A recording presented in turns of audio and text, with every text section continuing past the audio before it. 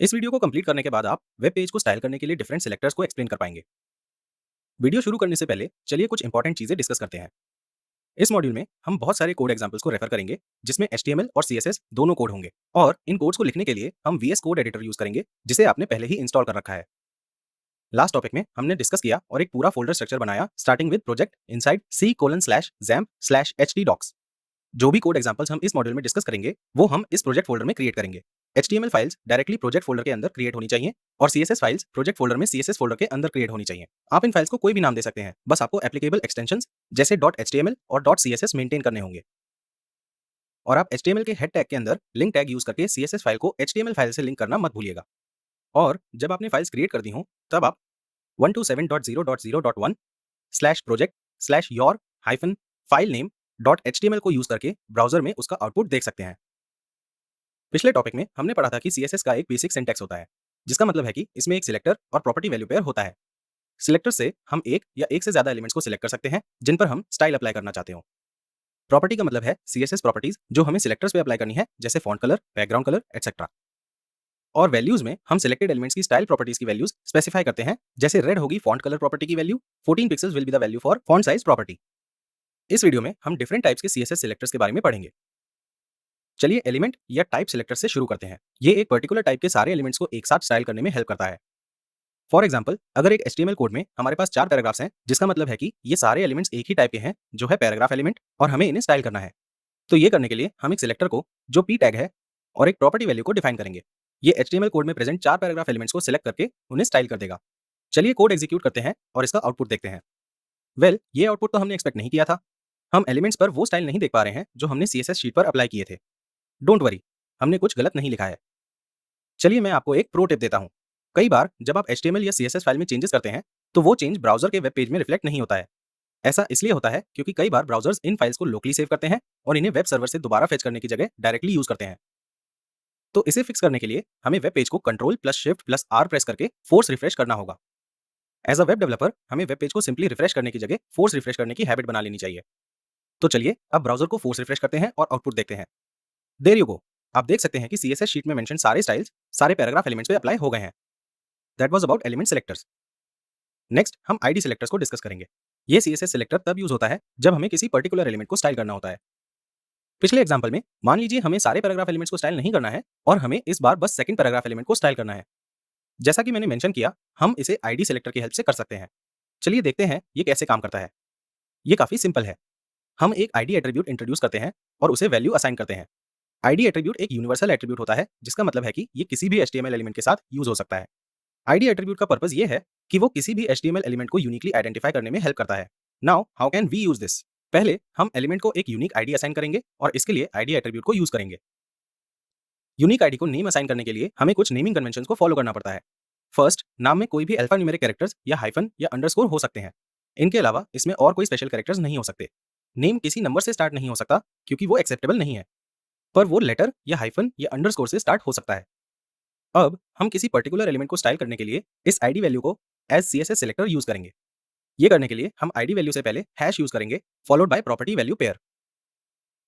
Please note करिए कि हमें मल्टीपल एलिमेंट्स को यूनिक ID नहीं असाइन करनी चाहिए क्योंकि ये इनकरेक्ट होगा। अगर ये काम करे तब भी आपको ये याद होना चाहिए कि ब्राउजर किसी रॉन्गली रिटर्न HTML कोड के लिए एरर नहीं थ्रो करता है, तो आप इसका ध्यान रखिए। तो ये था ID सिलेक्टर्स के बारे में। अब हम नेक्स्ट सिलेक्टर पर चलते हैं जो है क्लास सिलेक्टर्स। ये तब यूज होते हैं जब हमें एक से ज्यादा एलिमेंट्स को स्टाइल करना होता है।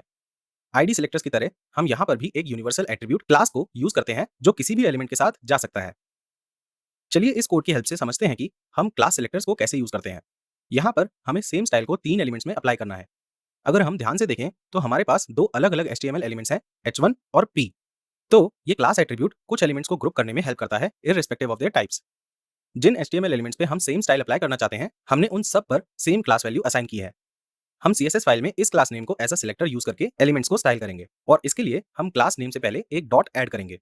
प्लीज नोट करिए कि जैसे ID सिलेक्टर्स के केस में हम ID वैल्यू से पहले हैश यूज करते हैं, सिमिलरली क्लास सिलेक्टर्स के केस में हम क्लास नेम से पहले डॉट यूज करते हैं टू डिनोट कि हम क्लास एट्रीब्यूट को रेफर कर रहे हैं। तो अभी तक हमने 3 सिलेक्टर्स डिस्कस किए हैं जो हैं एलिमेंट सिलेक्टर्स, ID सिलेक्टर्स और क्लास सिलेक्टर्स। ये टेक्निकली किसी भी ग्रुप ऑफ एलिमेंट्स को स्टाइल करने के लिए काफी है, पर हम कुछ और सिलेक्टर्स पढ़ेंगे जिससे हमारे लिए एलिमेंट सिलेक्ट करना और कन्वीनियंट हो जाएगा। लास्टली इस वीडियो में हम कॉम्बिनेशन सेलेक्टर्स कवर करेंगे। इसे समझने के लिए चलिए पिछले कोड को देखते हैं जिसे हमने क्लास सेलेक्टर्स के लिए यूज किया था। यहाँ पर 3 एलिमेंट्स हैं जिनकी क्लास है एक्स वाई जेड। अब अगर हमें बस P एलिमेंट्स को स्टाइल करना है और H1 एलिमेंट को नहीं, तो क्या इस केस में हम आईडी सेलेक्टर्स यूज कर सकते हैं? No, right? क्योंकि यहाँ पर जिन एलिमेंट्स पर हमने स्टाइल अप्लाई करना है उनके लिए हमने class X Y Z already define कर दी है। ऑल्सो अगर हमें यहाँ पर आईडी सेलेक्टर्स यूज करने हैं तो हमें तीनों एलिमेंट्स को यूनिक आईडी देनी होगी और फिर उन्हें सेपरेटली स्टाइल करना होगा। ये काफी लंबा और टीडियस प्रोसेस हो जाएगा। तो ऐसे केसेस के लिए जहां पर मल्टीपल टाइप्स ऑफ एलिमेंट्स के सेम क्लास नेम होते हैं, वहां हम कॉम्बिनेशन सेलेक्टर्स यूज करते हैं। कॉम्बिनेशन सेलेक्टर में जिन सेलेक्टर्स को हम कंबाइन करना चाहते हैं उन्हें एक साथ बिना किसी स्पेस के ऐड करते हैं, like this. Please be careful while writing the order. Element selector हमेशा पहले आएगा। अगर हम एलिमेंट सेलेक्टर का नाम बाद में ऐड करेंगे तो वो क्लास नेम जैसा लगेगा। ऑल्सो एक से ज्यादा एलिमेंट सेलेक्टर कॉम्बिनेशन का पार्ट नहीं हो सकते हैं। ये इसलिए है क्योंकि कोई भी एलिमेंट एक से ज्यादा एलिमेंट सेलेक्टर को बिलोंग नहीं कर सकता है। नेक्स्ट वीडियो में हम कुछ और सीएसएस सेलेक्टर्स को एक्सप्लोर करेंगे।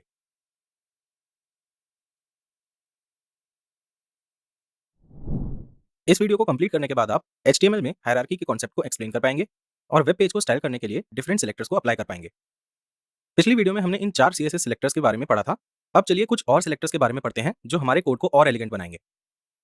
CSS सेलेक्टर्स के अगले सेट को समझने के लिए हमें पहले HTML में हायरार्की के कॉन्सेप्ट को समझना होगा। हमें पेरेंट और चाइल्ड एलिमेंट्स के बारे में ऑलरेडी पता है, पर चलिए इस कोड को यूज करके इन्हें फिर से एक्सप्लोर करते हैं। इस कोड में हमारे पास 3 एंकर एलिमेंट्स हैं। पहले 2 एंकर एलिमेंट्स Li एलिमेंट के अंदर हैं जो फर्दर UL एलिमेंट के अंदर है। तो हम कह सकते हैं कि anchor elements respective Li element के चाइल्ड है और इनवर्सली हर Li element respective anchor element का पेरेंट है।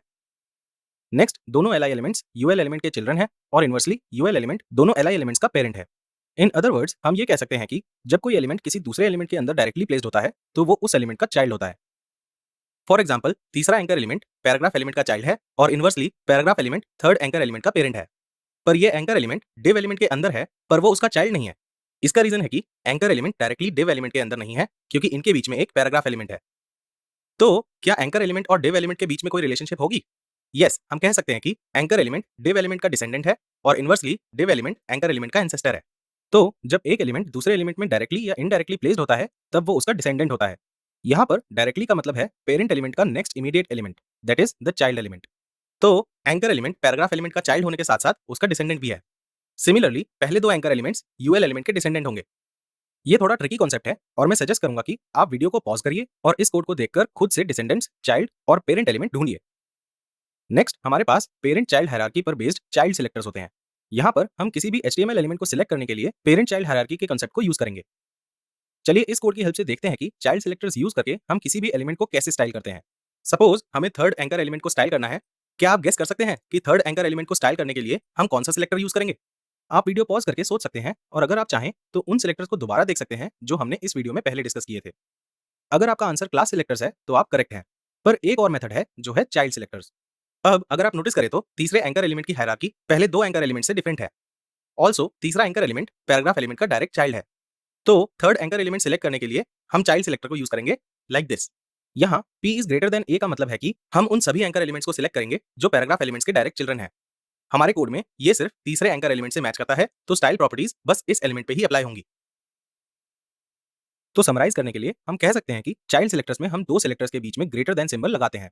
ग्रेटर देन सिंबल से पहले का सिलेक्टर पेरेंट एलिमेंट को डिनोट करता है और ग्रेटर देन सिंबल के बाद का सिलेक्टर चाइल्ड एलिमेंट को डिनोट करता है। अब चाइल्ड सिलेक्टर्स की आपकी अंडरस्टैंडिंग के बेसिस पे आपके लिए एक क्वेश्चन है। अगर हमें कोड के बस पहले 2 एंकर एलिमेंट्स को ही स्टाइल करना हो तो आप चाइल्ड सिलेक्टर्स को कैसे यूज करेंगे? अब चलिए अगले CSS सिलेक्टर पर चलते हैं जो है डिसेंडेंट सिलेक्टर्स। इसमें HTML एलिमेंट्स को सिलेक्ट करने के लिए हम डिसेंडेंट्स के कॉन्सेप्ट को यूज करते हैं। चलिए पिछले कोड को फिर से यूज करते हैं और देखते हैं कि डिसेंडेंट सिलेक्टर्स को कैसे यूज करते हैं। सपोज यहाँ हमें सारे एंकर एलिमेंट्स को स्टाइल करना है। यहाँ पर हम देख सकते हैं कि सारे एंकर एलिमेंट्स डिव एलिमेंट के डिसेंडेंट हैं। तो हम डिसेंडेंट सिलेक्टर्स को ऐसे यूज करते हैं। डिसेंडेंट सिलेक्टर में हम 2 सिलेक्टर्स के बीच में स्पेस ऐड करते हैं। स्पेस से पहले का फर्स्ट सिलेक्टर एंसेस्टर एलिमेंट को डिनोट करता है और स्पेस के बाद का सेकंड सिलेक्टर डिसेंडेंट एलिमेंट को डिनोट करता है।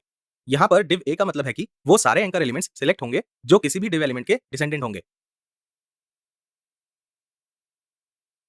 अब डिसेंडेंट सेलेक्टर्स की आपकी अंडरस्टैंडिंग के बेसिस पे मेरे पास एक और क्वेश्चन है जिसे आप खुद सॉल्व करेंगे। आप डिसेंडेंट सेलेक्टर्स कैसे यूज करेंगे अगर हमें बस पहले 2 एंकर एलिमेंट्स को ही स्टाइल करना हो?